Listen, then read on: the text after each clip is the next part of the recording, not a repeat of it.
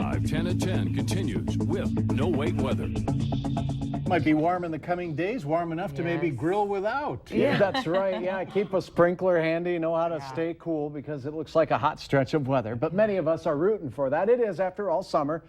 We're enjoying some gorgeous sunsets. We captured a dandy on our tower cam time lapse tonight. First and foremost, all the particulate matter helps to bend more of the orange and red rays of the sun in our general direction. Now look at that sun. We'll zoom in on it just a little bit as it was tucking in behind the clouds. Look at all the colors that we saw.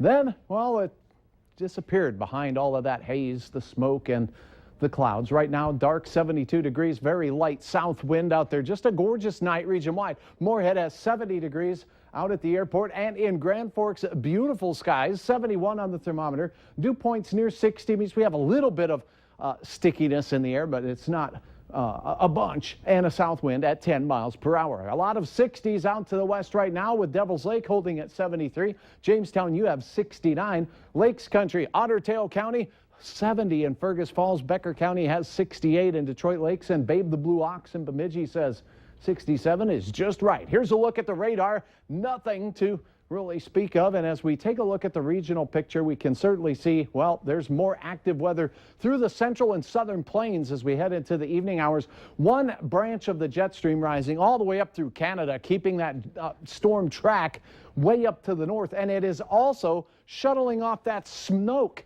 basically from the fires up here in Saskatchewan, northern Saskatchewan, and pushing it out over Hudson's Bay instead of over the northern plains. So a break from the smoke, a break from the cool weather. Take a look at the heat that's heading our way. Overnight, we cool off nicely, 50s and 60s. A pretty nice night to crack the window open, light winds.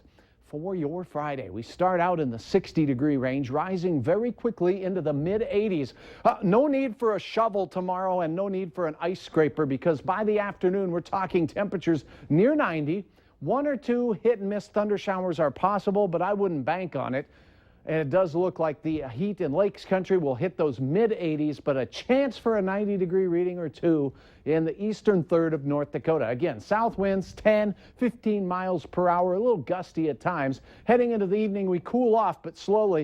It's going to be a nice, warm, summer-like day. So remember, 60 to start the day and quiet, increasing south wind, becoming just a little gusty in the afternoon as temperatures soar into the upper 80s for Fargo. And it looks like sunset at 9:22 will deliver another delightful sunset with a lot of color.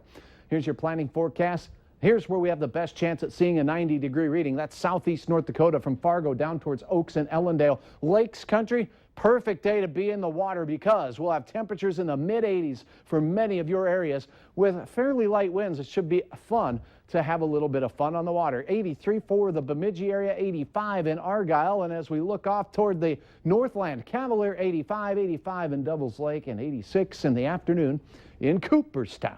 Hey, more beautiful shots of the colorful sun. Thanks a lot, Rochelle, for capturing this over Middle Cormorant Lake. That was last night. Planning forecast, well, first we have crepuscular rays. You see the sun's shadow there being cast across the sky? That was near Cavalier. Thanks so much for sharing that photo. Hot on Saturday, near 90 for Fargo, an isolated storm or two. The best chance of weekend storms comes on Sunday. They could be severe as we see real heat between 95 and maybe even some upper 90s here and there. Next week, I think the smoke returns late Sunday night into Monday behind the cooler system that brings temperatures back to seasonable. I'm glad you let everyone know that they don't need an ice scraper or, a shovel. No snow shovel, yeah, for a while, hopefully. You're the best. Going out on a limb there. Still ahead for us tonight. If you weren't here tomorrow, would your kids have enough to live on? We look at how many Americans don't have adequate life insurance. But first, they're touted as thin. Well, you'll want to be careful when you indulge in the new Oreo.